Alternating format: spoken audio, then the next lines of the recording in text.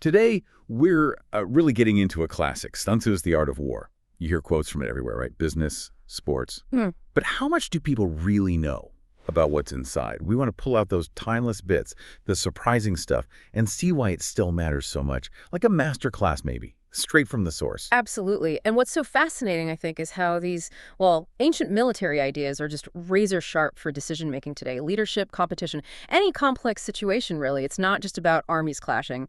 It's kind of a manual for navigating conflict in general. Okay, let's jump right in then. Sun Tzu starts off pretty heavy. He says the art of war is of vital importance to the state. Calls it a matter of life and death, a road either to safety or to ruin. And he says you absolutely cannot neglect it. Sets the stakes incredibly high, doesn't it? Totally existential. Exactly. It's about survival, not just winning points. And right away, he gives us these 5 constant factors for thinking things through. These are the moral law, heaven, earth, the commander, and method and discipline. Basically, the fundamental framework. Right. Let's break those down a bit. So moral law, that's about the people being totally aligned with the ruler, following them no matter what.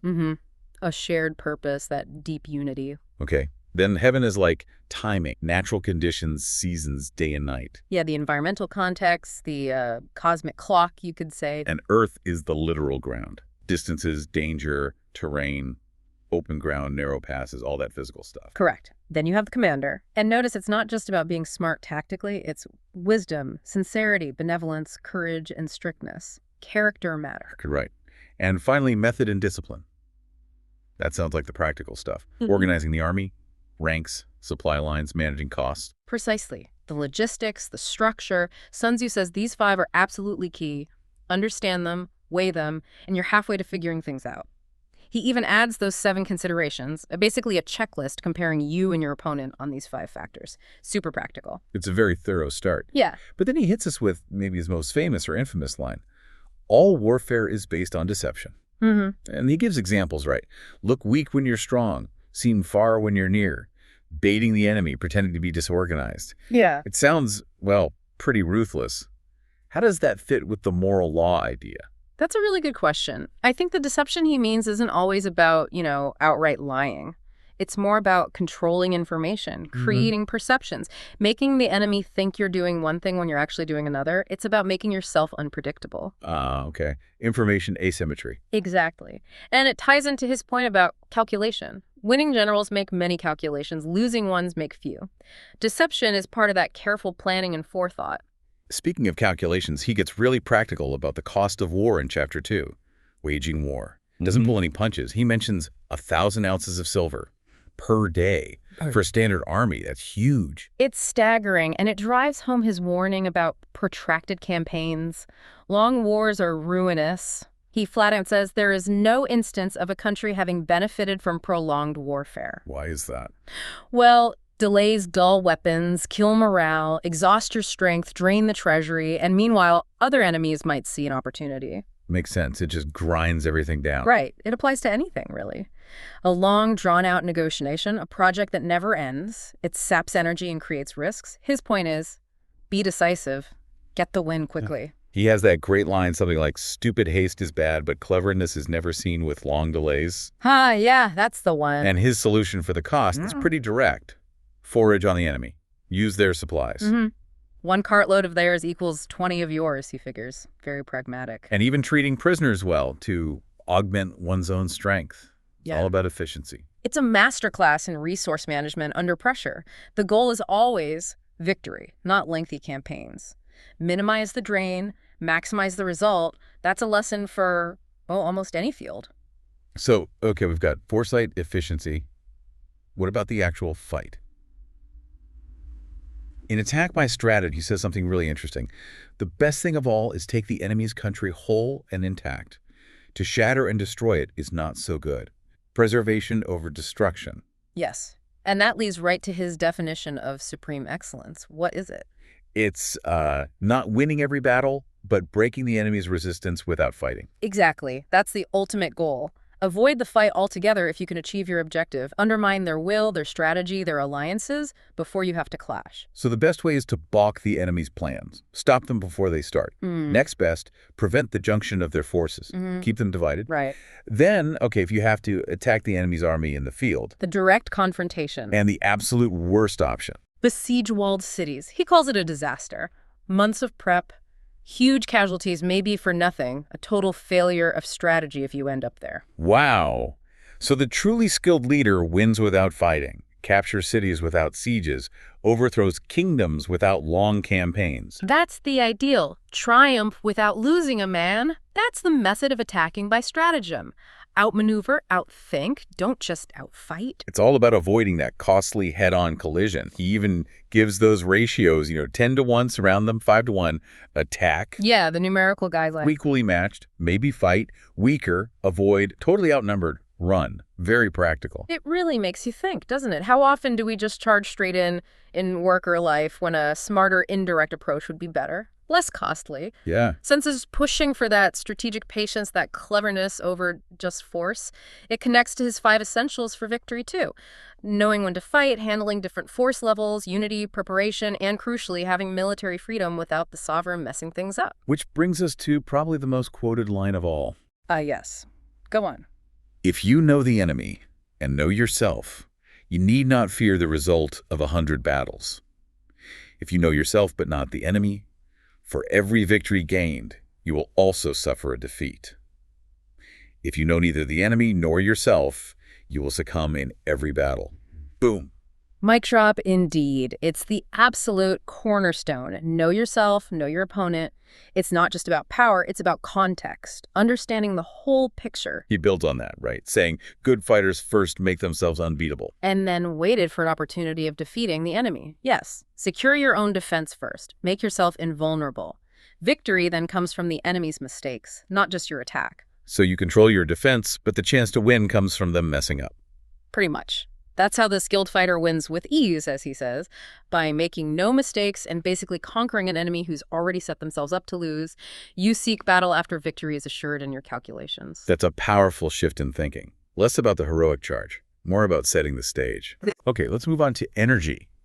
He talks about managing big armies being like managing small ones, just dividing numbers, using signals. Yeah, it's about organization making complexity manageable, clear structure, clear communication scales up. And here he introduces the direct and indirect methods. Direct is for engaging, locking horns. But the indirect? That's where victory comes from. The surprise moves, the flanking maneuvers, the things the enemy doesn't expect. He uses those analogies, right? Like musical notes, colors, tastes. Endless combinations from a few basic elements. Beautiful analogy, isn't it? Strategy isn't rigid. It's infinitely variable, like flowing water. Endless possibilities from direct and indirect combinations. And he links this to energy, the shi. The clever fighter focuses on combined energy, not just individual effort. Yes, like rolling logs or stones. On flat ground, they sit still. On a slope, unstoppable momentum. So it's about creating that potential energy, that strategic advantage that makes the outcome almost inevitable. Systemic power. Precisely. It's the situation, the momentum you build. That's the energy, and it connects to deception too. Seeming disordered while being disciplined, seeming fearful while being brave. It's all part of controlling the energy of the situation. Then in Weak Points and Strong, it's about imposing your will, not letting the enemy impose theirs. Right.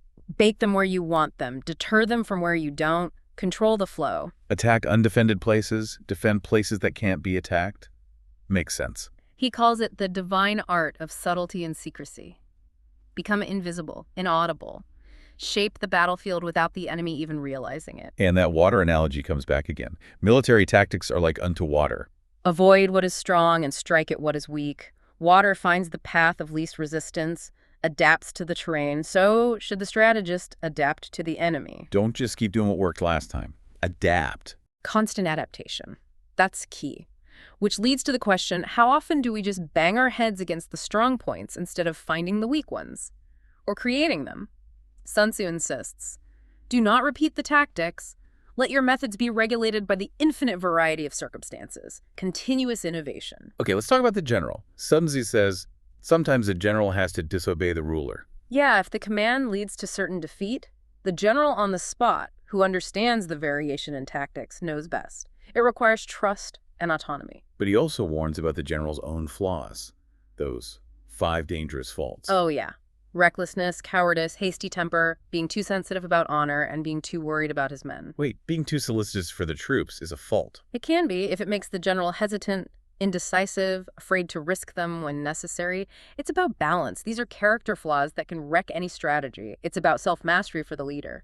Fascinating. And the level of detail on reading the environment? Amazing. Chapter 9. The Army on the March.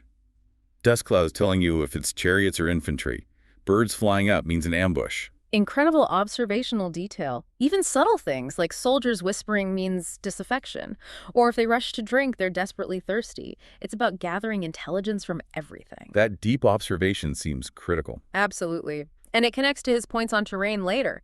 He classifies ground accessible, entangling, difficult, desperate. And for each, there's a specific tactic. Like on dispersive ground, your own territory, don't fight. But on desperate ground. Where there's no escape, you must fight. And he has that radical idea. Put your soldiers where they can't retreat. Throw your soldiers into positions once there's no escape, and they will prefer death to flight. Exactly. Remove the option of retreat, and you unlock incredible determination. He compares it to that snake. Strike its head, the tail attacks. Strike the tail, the head attacks. Strike the middle, both attack. You can make an army act like that. Unified, even if they don't like each other. That's the idea. Unity born of shared desperation. The general creates this by burning his boats and breaking his cooking pots, removing all hope of return, focuses the mind. Intense. Then there's attack by fire. Very specific methods, needing the right weather. Practical application, but leading to another core principle. Move not unless you see an advantage. Use not your troops unless there is something to be gained. Fight not unless the position is critical. Don't act rashly. Consider the consequences. And the ultimate consequence. A kingdom that has once been destroyed can never come again into being, nor can the dead ever be brought back to life. A very stark reminder about the finality of war. Makes you think about ego versus strategy. Yeah. Is the leader acting out of spleen, as he puts it, or for genuine advantage? A crucial question. He wants the ruler in general to be heedful, full of caution, rational, dispassionate calculation. Which brings us finally to Spies. Chapter 13. He starts again with the cost of war. The huge drain.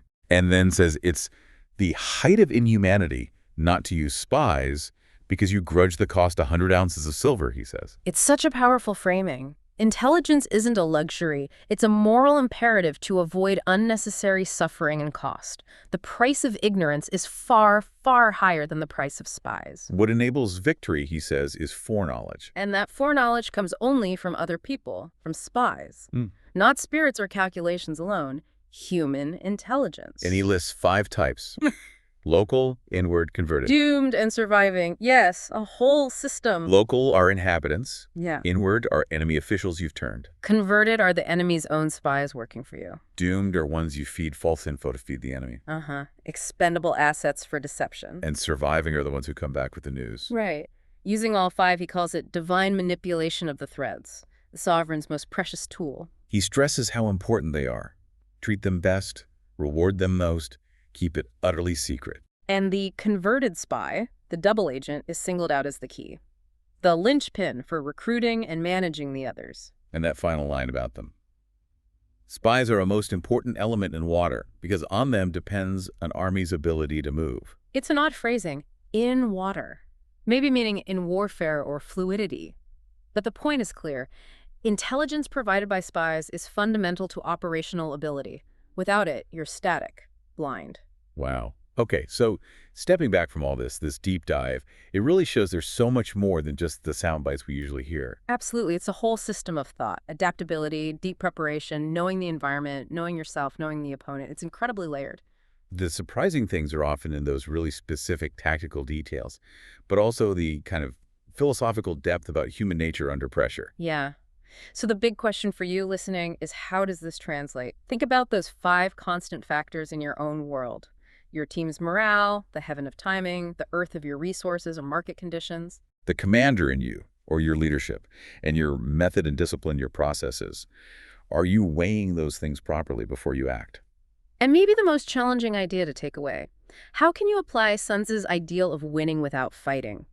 Breaking resistance without direct, costly conflict. Think about a challenge you have right now, a negotiation, a project, maybe even just information overload.